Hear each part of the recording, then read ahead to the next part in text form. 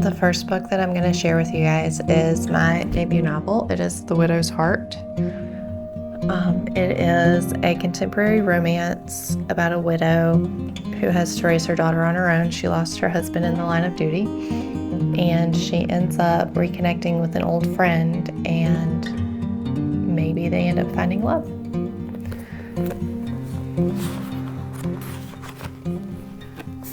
Chapter 1. This is insane. I shouldn't be here doing this. I can't do this. Why me? Why now? All of these thoughts run through my head as I sit on the cold, hard floor. You can smell the wood, the varnishes, the flowers. Then it happens. The walls start closing in. The doorways and voices all disappear. I can't breathe, can't see, can't even feel. Do you see one that you like? A voice from the distance asks. Ma'am, are you okay? I stand up and try to whisper a strong I'm fine, but nothing comes out. At the age of 29, I never thought I'd be here. Which one would he like? Which finish? Which wood grain? Which interior? Does it really even matter? He won't feel the material or see the wood with its gold embellishments. I slowly turn and walk back to the enormous mahogany table in the other room. Widowed before 30, my daughter fatherless at 3 years old. Everything goes blurry again. I feel a hand rest on my shoulder. I quickly pull myself together and turn to see who it is this time. The funeral director looks at me with sad eyes. I can tell that he's seen people in my situation many times, but maybe never at such a young age. What do I do now? Is the only question I can muster. His voice breaks as he quietly answers, just take care of yourself and your precious little girl. He steps away as the room fills with family again. We chose the pine-finished one with cream satin lining. We're also going to have a blue striped pillow placed in there for him, and we need to run his obituary in 4 different papers. How does that sound to you? John's mom, Miss Lynette, looks at me with hot tears pooling in her eyes. I just nod. I'm not sure how to handle all of this. I'm not exactly their top pick to make decisions for John's funeral, and I completely understand why. They outlived their only son. It's natural for them to feel the need to make everything perfect for him. Obituary. We need to get that part together also. I don't think I've ever been so grateful for a stranger to take the lead. The funeral director's voice seems to snap my mother-in-law out of her trance. Yes, you're right. We need to get that done, and then we can all be on our way. Miss Lynette states that in as passive a voice as she can muster. Songs, scripture, pallbearers, what else? John and I actually talked about this when he became an officer. He wanted that one Amazing Grace song that you like. The church can be used since he was a member there. I try to give my input, but the odds are that it'll be disregarded and something else will be chosen. Silence. All eyes are on the table that separates us. The funeral director, whose name I still haven't caught yet, tries to break the silence by clearing his throat and asking, would you like that to be the first song, or would you like it played at a particular point in the service? Again, nobody makes a sound. At this point, I take it upon myself to get this done. Let it be after the final prayer, the one right before he is carried out of the church. After a quick glance, I see that we are all in agreement with subtle nods. I proceed with the funeral director to finish the order of service. When it comes time to pick the pallbearers, I look at Miss Lynette. I'm going to leave that part up to you, I say as gently as I can. She knew the life we had as a couple. She knew everything I went through with her son. She also knew that at this point, I didn't care who she chose. Miss Lynette proceeds with a knowing glance. Nicholas, Christopher, and Matthew, of course. Maybe Joseph and Brandon. The single thought for her not to look at me is all that crosses my mind. Bitterness will get me nowhere at this point. Michael is another that I would suggest, she continues. His sisters turn to look at me. His grandmother and father do the same. I politely excuse myself and walk outside to call my dad and check on Ryan. Before I can begin dialing, I hear footsteps coming up behind me. With a heavy sigh, I turn to see John's uncle slowly approaching me. How you holding up? He asks cautiously. Best I can, I guess. Uncle Gene, How am I supposed to do this? How am I supposed to explain this to Ryan? I'm doing my best to hold back the tears, but a few spill over onto my cheeks. He looks at me for a few seconds before saying, "You will know how to handle it one day at a time. You're strong, and she is a smart kid. Ryan needs you just as much as you need her.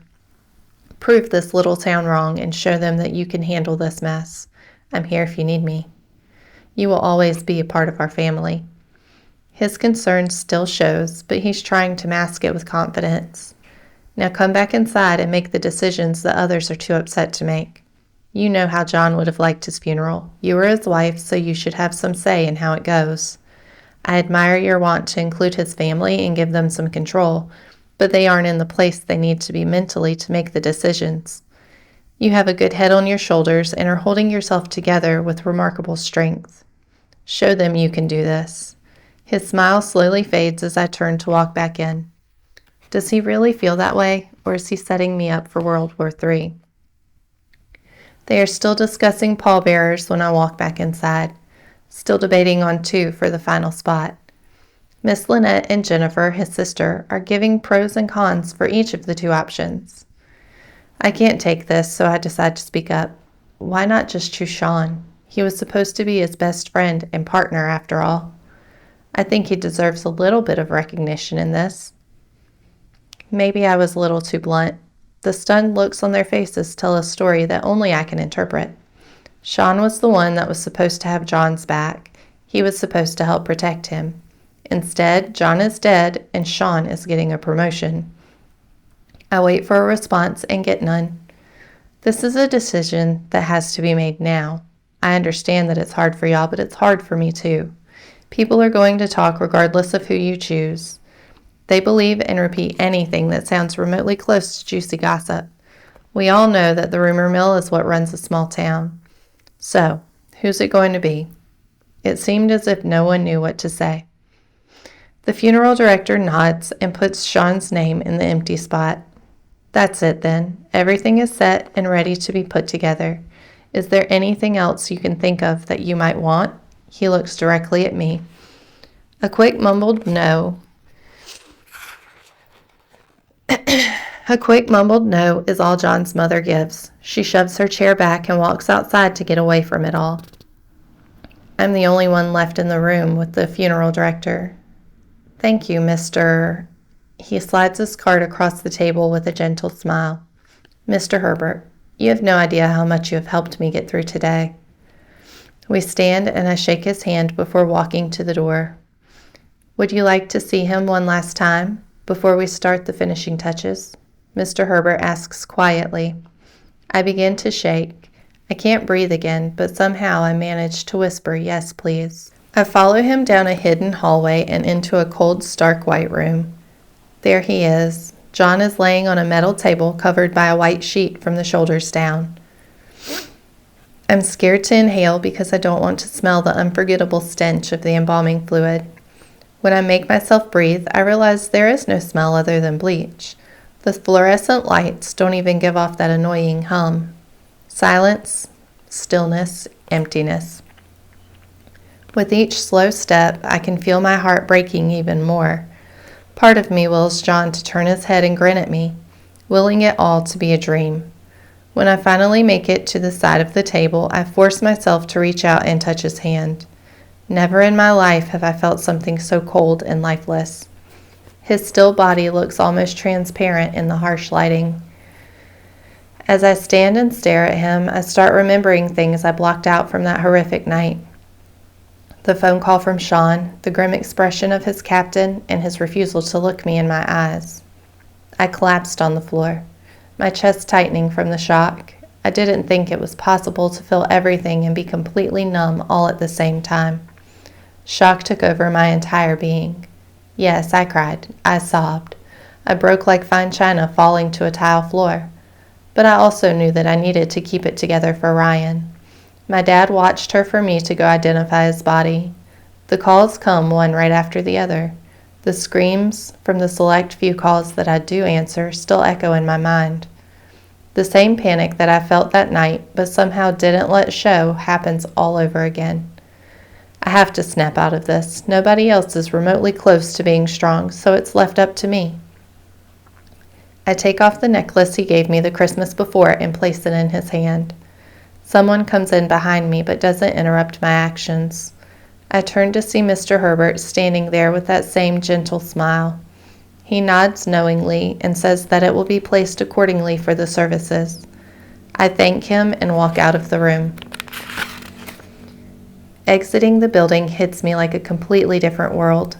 Everyone else has already left. Hopefully this means no interaction or conflict to deal with for the rest of the afternoon. I sit in my car for a few short minutes, clearing my head before cranking it up and turning on the air. The southern humidity is almost comforting in its familiarity. As I reach over to pull the car and drive, I hear a tap on my window. I look over to see Sean staring back at me. I roll the window down halfway and look into his sad eyes. Natalie, I don't know what to say. I've never been that scared in my life. I don't know what else to do, and I should have never been there. I should have stayed at the car. Sean turned away and stared out over the trees. This is neither the time nor the place to hear his side of the story. Sean, he looks at me questioningly. You said you shouldn't have been there with him, but you were his partner. Did something else happen? He takes a deep breath before finally answering. Natalie, I can't say. I could lose my job. Of course he can't say. His job is at stake. What about John? What about his life and the family that is now suffering because of his death? What about us? I nod my acceptance and roll the window back up. I pull onto the road, leaving him standing there watching as I drive away. Somewhere along that drive, I realize that I can't hold it in anymore. I pull off onto the grassy shoulder of the road and bang my hands on the steering wheel as hard as I can. I scream at the top of my lungs. The hot tears stream down my face. I can't go back to Ryan like this. I have to pull it together yet again. What good am I to her if I can't hold myself up? I quickly dry my tears, take a few slow breaths, and pull back onto the highway. I turn the radio up as loud as possible to drown out the sound of my own thoughts. My best bet right now is to get home and busy myself with mindless tasks until I can't anymore. The Widow's Heart is available on Amazon in paperback, hardback, and ebook.